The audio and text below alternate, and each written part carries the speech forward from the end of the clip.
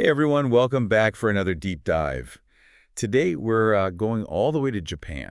Oh, cool. Yeah, we're going to be looking at Japanese mythology and culture. And we're going to Nice. be using this article called The Rich Heritage of Japanese Mythology and Culture as our jumping off point. Sounds fascinating. So yeah, get ready to uncover Japan's ancient origins, learn about the legendary samurai, and encounter some pretty wild mythical creatures.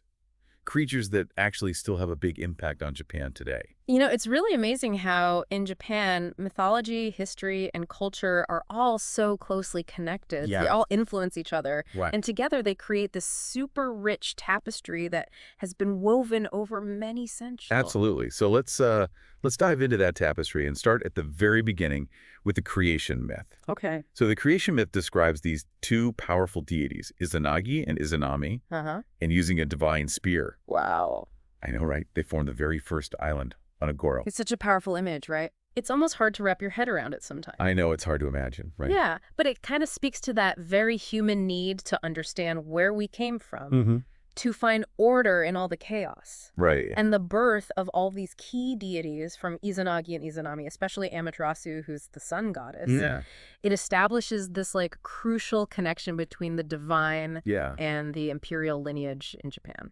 And Amaterasu representing light and order. Right. But then you have Izanami's death, Right. which happens while she's giving birth to the fire god, and that brings in this element of darkness and sacrifice. Yeah, it's interesting. It really makes you think about, did these myths comfort people or did they frighten them? I think it was probably a little bit of both, right? Yeah. I mean, myths often reflect a culture's deepest fears and hopes. Right. And when you look at Izanagi's purification rituals, which he does after Izanami dies, they offer this really strong sense of renewal and hope, like suggesting that even when faced with death, life goes on. It's a reminder that those two things, light and dark, are often intertwined. Definitely. So speaking of powerful figures, let's talk about the samurai.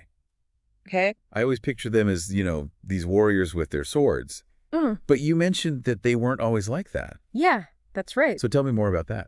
The word samurai actually means those who serve. Mm. And originally, their main job was managing land Oh, wow.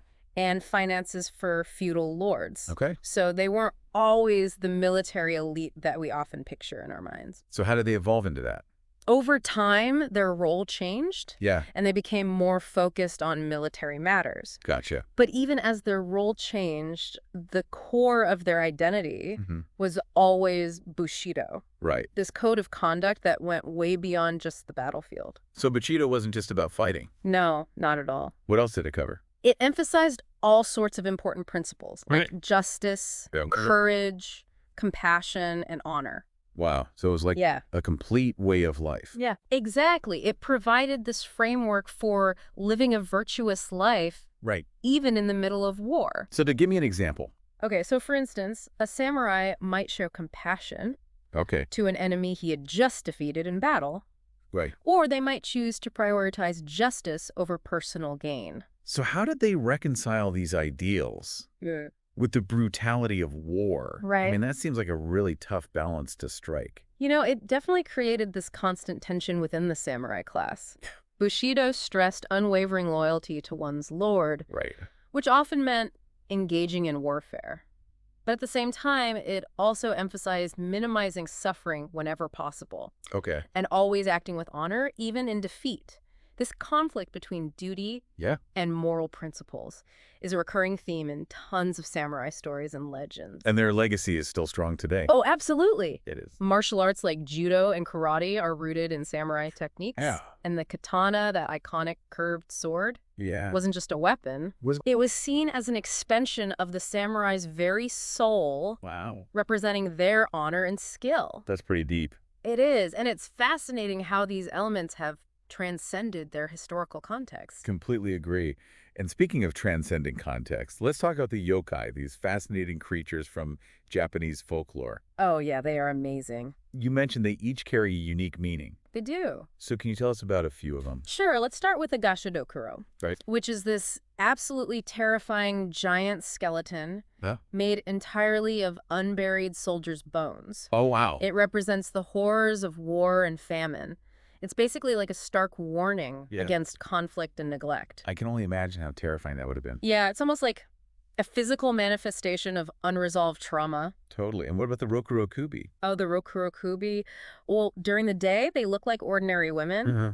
but at night, their necks stretch out incredibly long. Oh, that's creepy.